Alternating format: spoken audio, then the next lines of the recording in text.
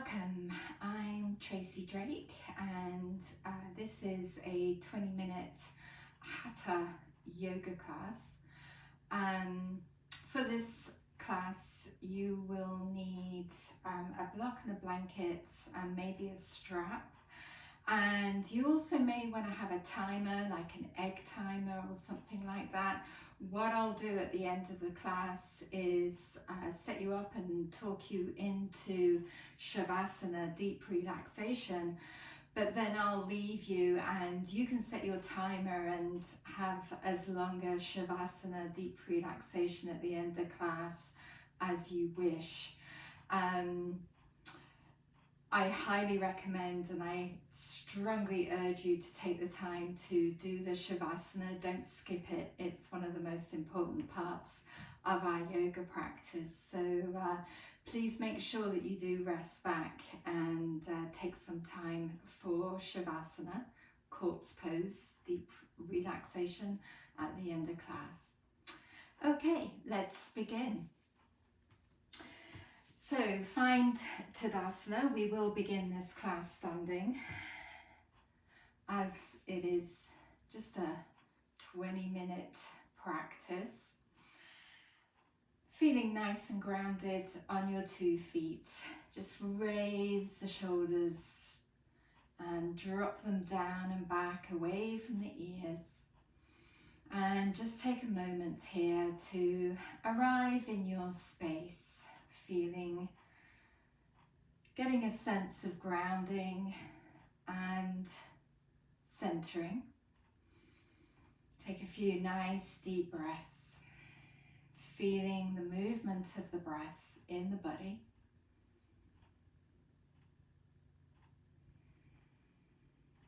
Good. Letting the breath settle, letting your attention turn inwards, letting go of the stories of your day so far.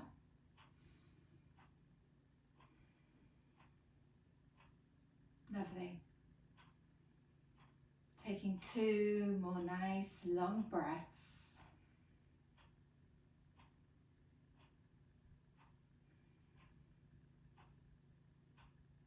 Good. From here, take the feet a little bit wider apart, soften the knees, and we'll just take the palms open and out, raising the arms up towards the sky. You can lengthen the legs as you reach up. Look up if that's comfortable for your neck, and exhaling, lower the hands down. Soften the knees, inhaling up. Big stretch up, exhaling, bringing the hands down. Good. Once more, inhaling up. Good. Exhaling down. Take the feet a little bit wider now, so more of a wide-angled stance, Prasarita Padatanasan. Mouthful of Sanskrit, but it just means taking your feet wider. Still want to feel nice and grounded and secure on your 2 feet. Toes are facing forwards at the moment. And you can just have a little wriggle around and make sure that you do feel nice and secure. If it feels too wide, bring it in. If you feel like you'd like a little bit more, take it a little bit further out. So from here, let's come into a side stretch. So raising one arm, letting the other hand travel down the leg. Just moving as far as is comfortable for you. Make sure you can still breathe, looking for that nice stretch through the whole side of the body. You can open the shoulder a little bit towards the ceiling, looking towards the ceiling.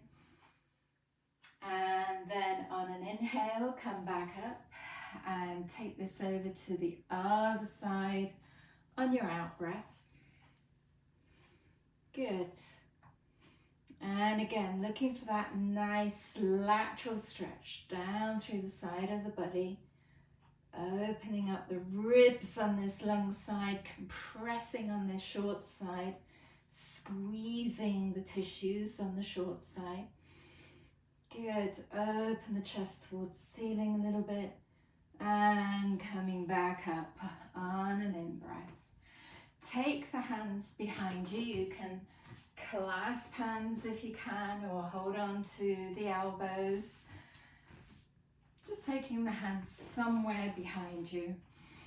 Exaggerating that opening of the front of the chest. So squeeze the shoulder blades together, open the front of the chest. Good. And then think of hinging in the hips, coming forwards and down. If it's comfortable for your arms and shoulders, let the hands travel up towards the ceiling. Crown of the head drops down. You can roll the head from side to side here. Just relaxing the back of the neck.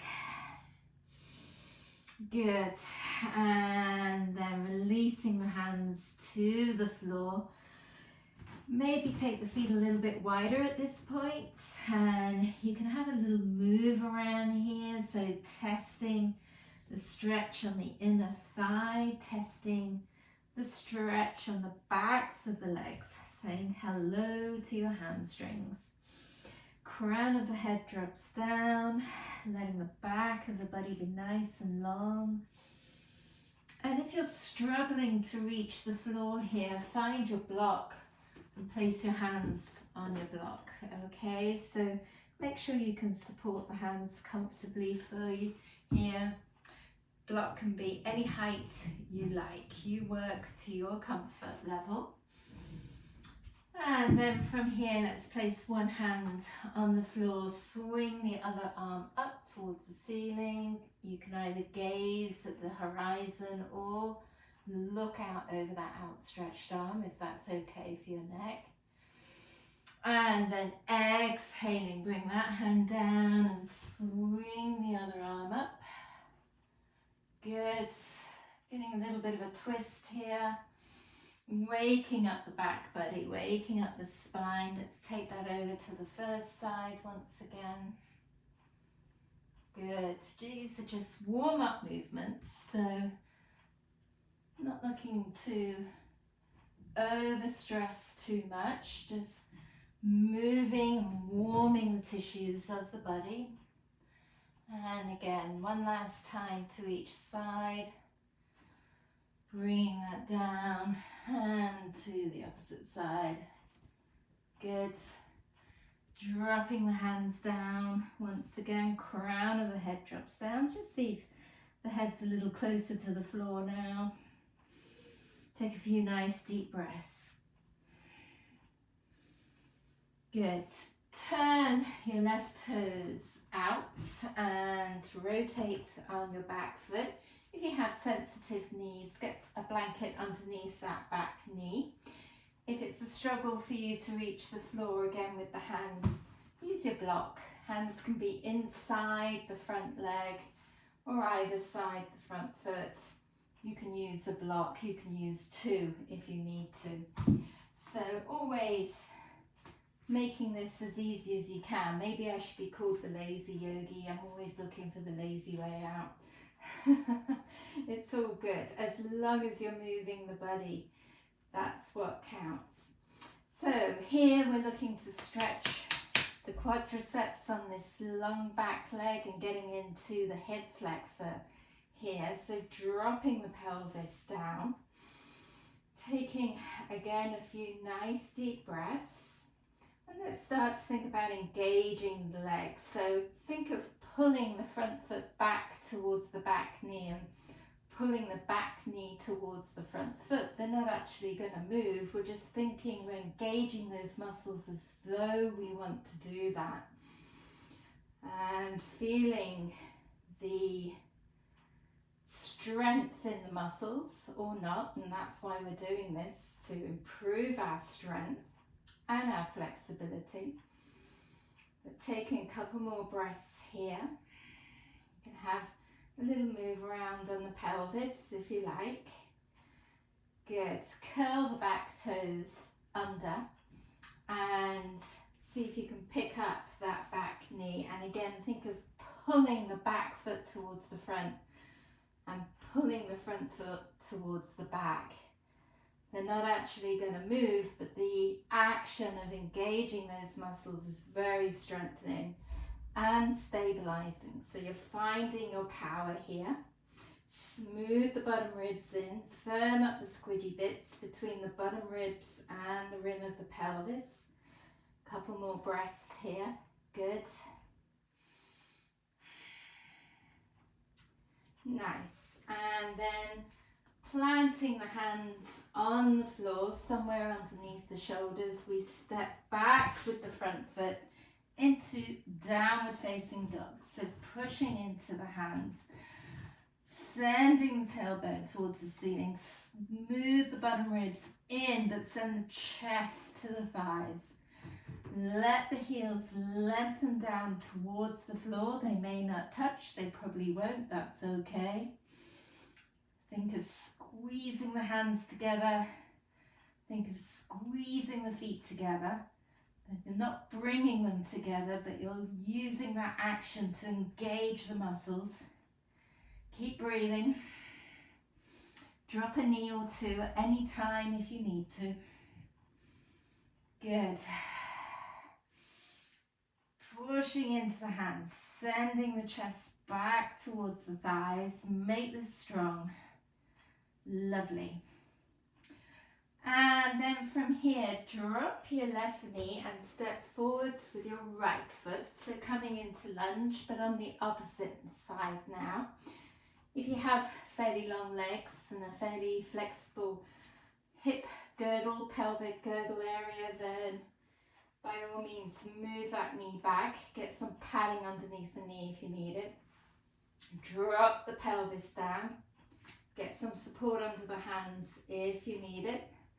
And again, looking for that stretch on the front of the thigh and into the front of the hip. And then engaging the muscles in the legs. So pull the front foot back towards the back knee and pull the back knee towards the front foot. Keep breathing. This is good.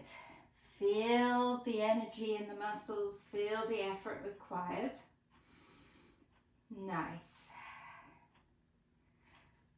Curl the back toes under, lift up that back knee. Good. And keep pulling that back foot back towards, pull the back foot forwards towards the front foot and pull the front foot back towards the back foot. So engaging those muscles, finding your power and stability. You're smiling, keep breathing. Need the effort. We need to make these muscles work to get them stronger. You should feel this. 2 more breaths here. You're doing great. And then step back with your front foot into downward facing dog. Push back. Send the chest towards the thighs. Squeeze the hands together. Squeeze the feet together. Keep breathing. Good. And 2 more breaths here. Let the back of the neck be relaxed and long. Squeeze the hands together, squeeze the feet together, not literally, just as though you want that to happen. And then slide your left knee forwards, coming into pigeon pose. So this is pigeon, not swan like we do in yin. So this is very engaged. So what I want you to think of doing is, again, pulling that knee back towards the back leg and finding your power here. It's going to push your pelvis up. So pelvis is level. Make sure knees are happy. No pain in the knees here. And finding your power, pull the femur of the back leg into the hip socket. Good. Keep breathing. Take the hands behind you. Squeeze the shoulder blades together. Open the chest. You can look up towards the ceiling if you wish. Keep breathing. Good. Notice what's happening in the legs here. Good. Make sure there's no pain. You just want to feel the muscles working and some stretch. 2 more breaths. Good. Plant the hands on the floor once again. Curl the back toes under. Step back, downward facing dog. Couple of breaths here. Good. Keep breathing. Nice. And then slide the right knee forwards. Find your pigeon pose. Right knee forwards. Squeeze the legs as though you want them to come together. Pull that back femur bone into the hip socket. It's going to push your pelvis up. That's okay. This is an engaged pigeon pose. And find your shape. If you need to get a block underneath your hip or your buttock to help you stay up, go right ahead. Again, squeeze the shoulder blades together. Take the hands behind you. Find a little bit of a back bend here. Keep breathing. This is yang yoga. This is Hatha Yoga. Strong and slow. Nice. This is the opposite to our yin. And then plant your hands down once again. Remove the block. Step back. Downward facing dog. Stretch it out. Good. Keep breathing. Nice. 2 more breaths. Squeeze the hands together. Squeeze the feet together. Send the chest to the thighs. Find some length from the hands to the armpit and the armpit to the hips. Good. Lower your knees and sit back on your heels just for a moment.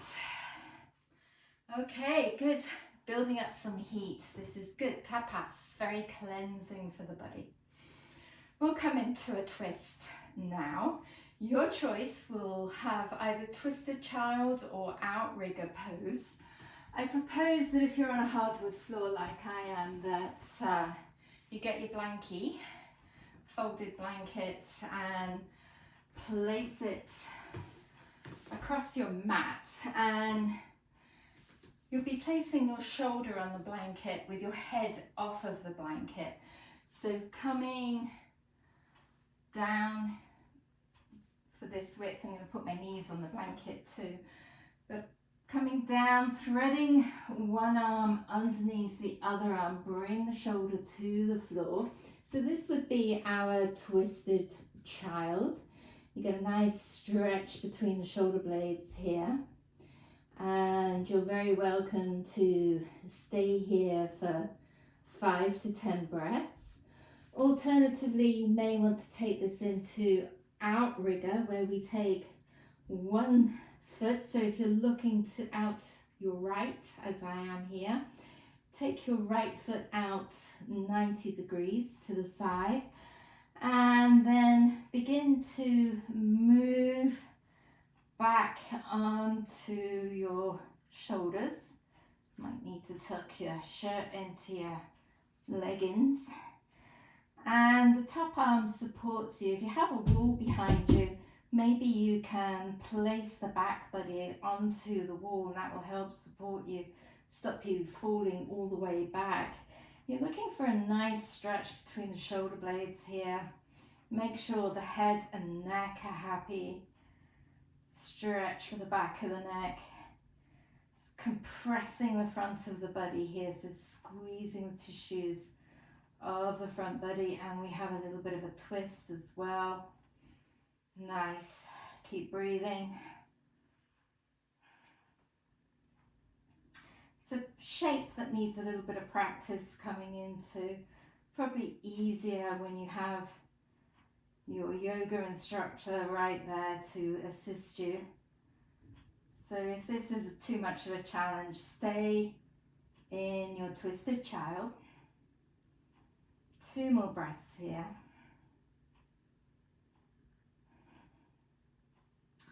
And then coming out of this slowly, just stretch the arms, both arms forwards, whether you're in outrigger or twisted child. Come back to center. Lovely. And then repeating on the opposite side, threading my right arm underneath, looking left, twisted child to begin with, and then if you want to take it a little bit further, exploring outrigger, getting into that space between the shoulder blades, bit of a stretch for the back of the neck. Make sure you're comfortable. If it doesn't feel good for you, then skip this. Stay in twisted child. Good. Keep breathing.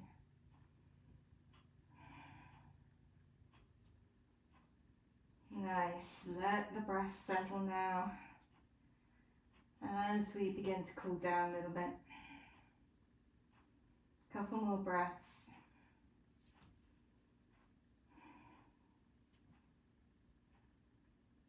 Good. And coming back to center, arms in front. Nice. And then find your favorite Shavasana shape, whether that's on your belly or your back. I always choose my back, generally. But finding yourself in a comfortable shape where you can spend some time allowing the body to integrate the shapes that we've just done. Letting the breath settle.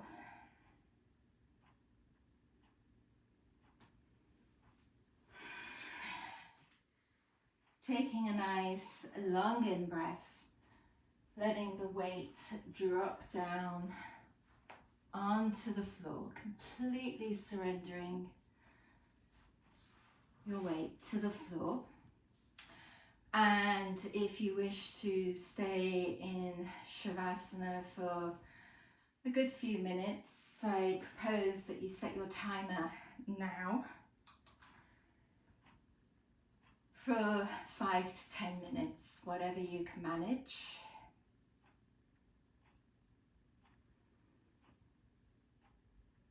And now relaxing all the muscles,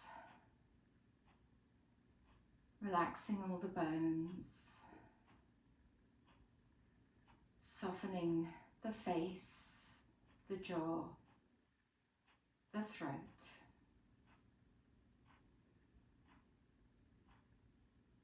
Letting the heart and lungs relax. And letting the belly soften. Lower back relaxes.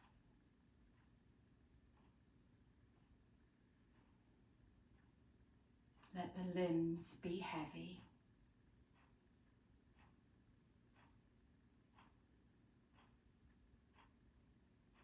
Just allow yourself to drop and then drop again into this feeling of deep relaxation.